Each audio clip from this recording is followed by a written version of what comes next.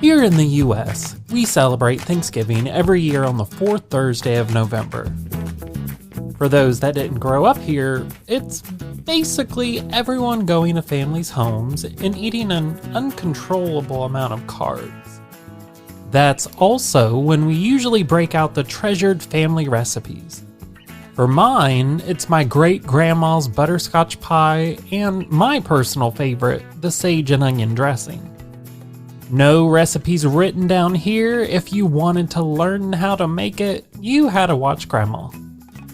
Well, now that she has transitioned to spirit, the recipes for all of her creations are some of my most cherished memories. But I can't help to think about all of the rotten things that have happened that led to these traditions I hold so dear. As you can probably tell, I have a hunger for the most honest existence I possibly can. To me, Thanksgiving has seemed to become more of a carbo-loading feast to prepare for the chaos of Black Friday, and people have literally died shopping for holiday gifts, getting trampled and crushed to death by the masses. And all after saying just how thankful they were for what they had the day before. If I hate anything, it's hypocrisy. And pumpkin pie.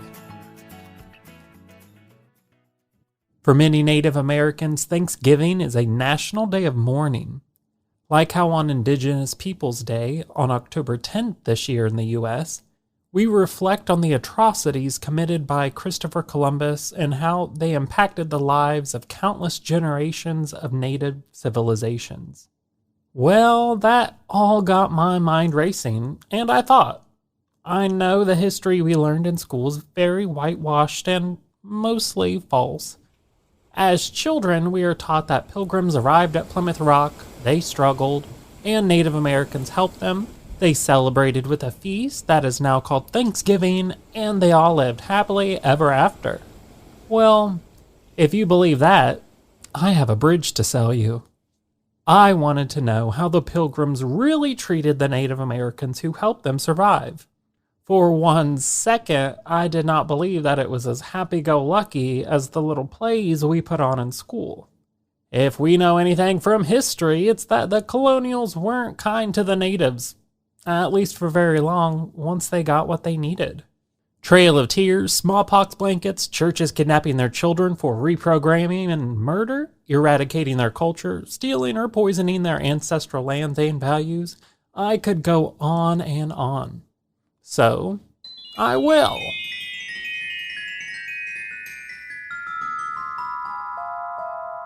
Hello, my darlings, and thank you for joining me on this episode of Rotten to the Core. This is your host, the not-so-evil queen, Joshua Waters. Together, we will travel to the past through my magic mirror and learn the true stories of humanity's history, all with the goal of education and hopefully discovering some enlightening wisdom that we can use in our lives today. Before we delve deeper into our lesson, I wanted to thank Queen of 2B2G from here in the US for your 5-star review on Apple Podcast. She said she was hooked with the first episode. My presentation was fantastic, fun, and well-researched. This is all the history and facts I love, but never taught in school. From the bottom of my heart, thank you so much for being so kind. Your review absolutely made my day. And as always, I see everything in this magic mirror of mine. But if you would like to rate or review Rotten to the Core so everyone else can see, you can wherever you listen to your podcast. The more good reviews, the more lessons we get to learn together. If you have any ideas you'd like to hear about in the future, you can find and message me on Instagram at It's Rotten to the Core. Now, let's get started. Life is a lesson, my dears, and I plan to learn as many of them as I can in my short stay here in this dimension. So grab your lanterns and cloaks, maybe a crystal or two, because we have so many rotten things to bring to light. Magic mirror on the wall, hear our cry and hear our call. Show us some of the most rotten ones in history and make them no longer a mystery.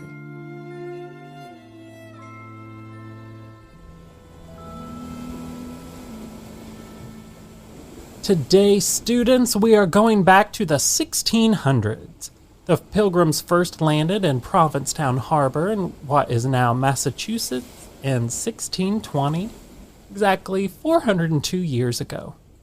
They traveled for 2 months to get here from Europe in search of a new home in hopes of a fresh start and some religious freedom.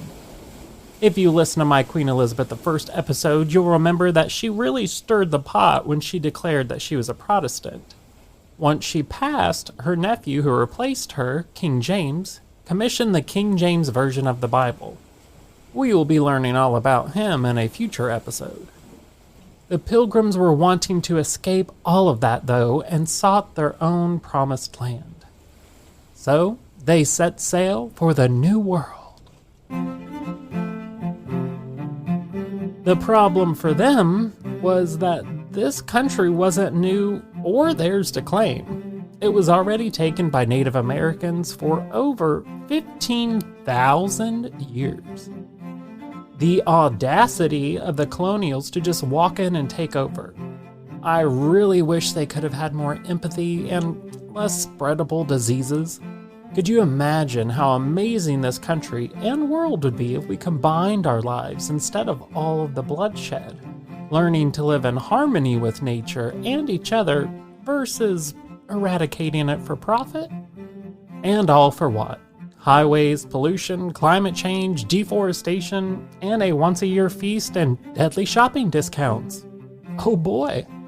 When the Pilgrims first arrived, they were not greeted with open arms by the tribe that lived there, which was the Nauset tribe of the Wampanoag Nation. And rightfully so. This wasn't their first meeting with the English colonists, and they knew of the disease, death, and destruction that came with them. So they fired arrows at the Pilgrims, who then returned fire with their muskets.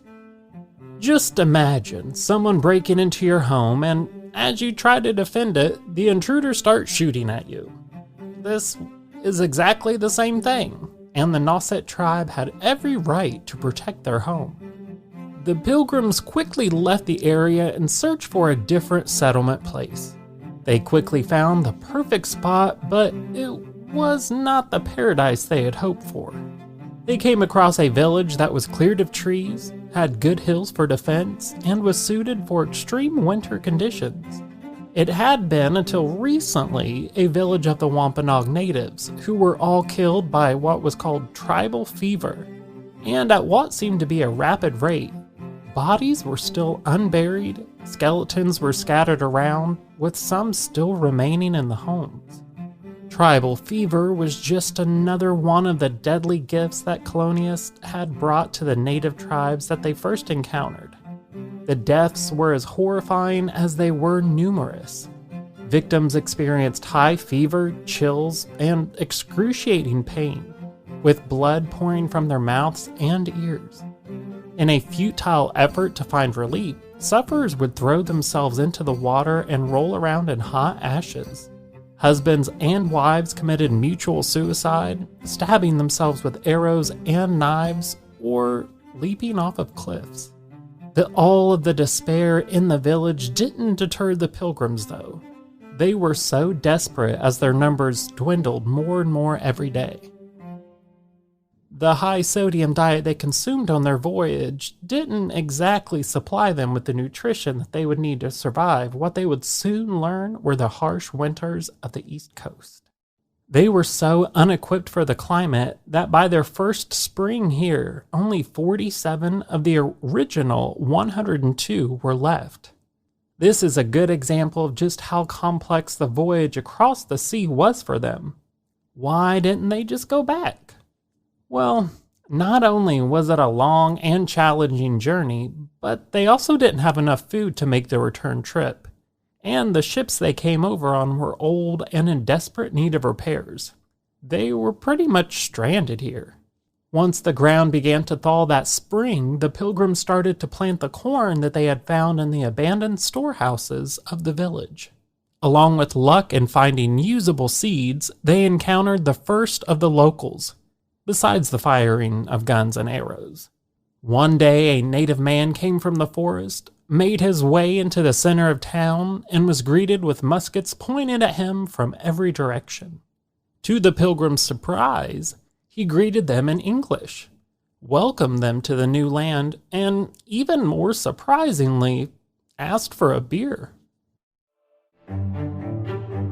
His name was Samoset from the Eastern Abenaki tribe, and he picked up his English and acquired an appetite for beer from years of trading with English fishermen. He also warned them that his tribe was more friendly towards settlers, but that not all the others would be. They really couldn't get much more information from him, as his knowledge of the English language was a little too small. I mean, he learned from fishermen, and they aren't really known for their vernacular abilities. The following week, though, he came back, but this time he had another man with him named Tisquantum. You may have also heard him under the name Squanto, and he spoke English fluently. Tisquantum picked up this second language after slavers captured him as a child. He had lived in Spain and England as an enslaved person before managing an escape and returning to his home. Sadly, he discovered that he was the only survivor of his tribe that had been wiped out by tribal fever, and was the same village the Pilgrims now called home. Upon his return, he was taken captive by other natives and used as an interpreter for the increasing English presence. Along with him came a slew of warriors and the chief of the Wampanoag, Massasoit. Quickly, the Pilgrims took up arms and were ready to defend their new home. But both sides were at a standstill. Neither one of them wanted to fire first, and eventually, after some translating from Tisquantum, both parties agreed to sit down and attempt to broker for peace, along with consuming some strong liquor. The Wampanoag tribe decided that they could use the help of the Pilgrims, as they were surrounded by enemy tribes and were not equipped to fight them. The Pilgrims had better weapons and were desperate for any help that they could get. So, peace was found, for now. Along with mutual protection from both parties, Tisquantum taught them how to fertilize the soil and produce a more bountiful harvest, showing them that if they planted the seeds with the body of a fish, it would feed the plant, and in return they would have larger yields at harvest, and taught them about corn, beans, and squash being the three sisters, because they nurture each other like family when planted together. They would plant the corn in small hills, planting beans around them, and interweaving squash throughout the field. It worked, of course, and beans, corn, and squash were plentiful that year. I do something similar to this now, but I use banana peels and an egg when I plant my seeds. They're just more readily available to me than a fish. Together, the Pilgrims and Wampanoag Indians went to surrounding tribes to try to broker peace and assert their combined strength on those who opposed it. The Pilgrim spirits were incredibly lifted compared to just the following year. They had plenty of food and new allies and had stopped perishing in increasing numbers. Cue the turkey. A fun fact I learned while researching this was that turkeys are a native bird only found here in America. And if you know anything about turkeys, it's safe to assume that they were highly plentiful at this time. It gained traction as the Thanksgiving meal of choice for Americans after Abraham Lincoln declared Thanksgiving a national holiday in 1863. I've even attempted to raise turkeys when I used to have chickens. Rest in peace. They fell victim to the circle of life, all thanks to a sly fox. Alongside turkey, they had fish, crabs, lobster, deer, eels, and their harvest, all in a huge feast to give thanks to their god for their good luck. Massasoit, along with 90 of his fellow tribe members, joined them in the preparation and feast. The Harvest Festival lasted 3 days and was filled with games, food, fun, and a lot of alcohol. This is what we refer to as America's first Thanksgiving. I just want to say I am really glad it doesn't last 3 days now. I don't know about you guys, but holiday get-togethers stress me the heck out. For the Wampanoags and many other American Indians, the fourth Thursday in November is considered a day of mourning, not a day of celebration. Because while the Wampanoags did help the Pilgrims survive, their support was followed by years of slow, unfolding genocide of their people and the taking of their land. After they were on their feet, the Pilgrims started to thrive thanks to the Wampanoags, and eventually they needed more land for their growing population.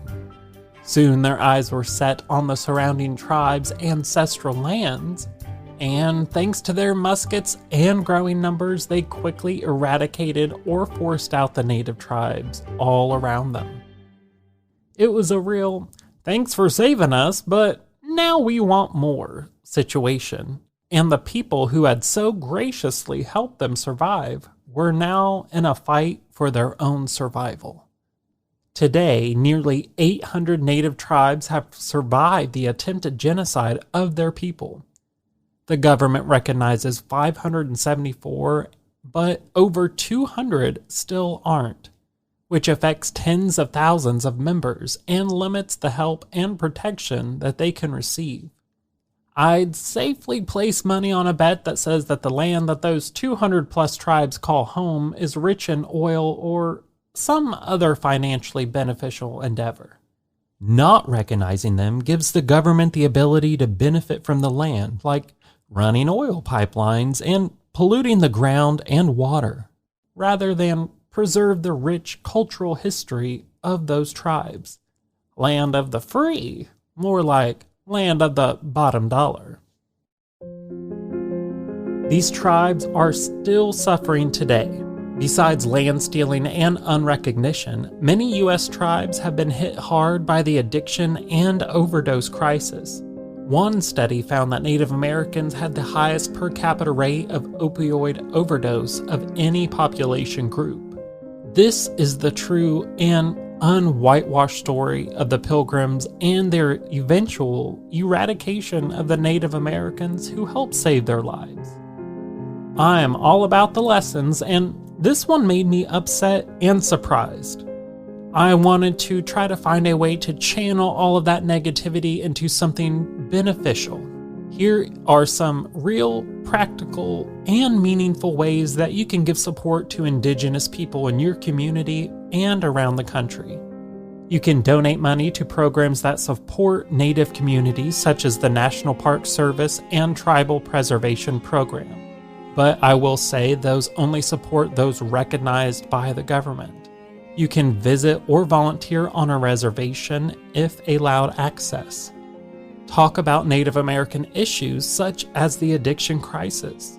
You can buy Native products wherever available, and visit Native-ran museums and educate yourselves about the truth of their history.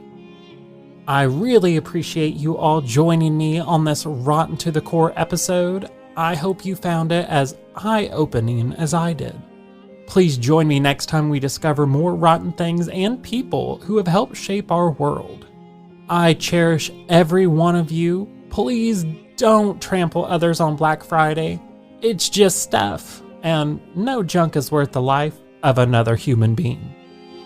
Get out and put some beauty into the world today. If you see someone without a smile, give them yours. And thank you for being a friend. Happy holidays.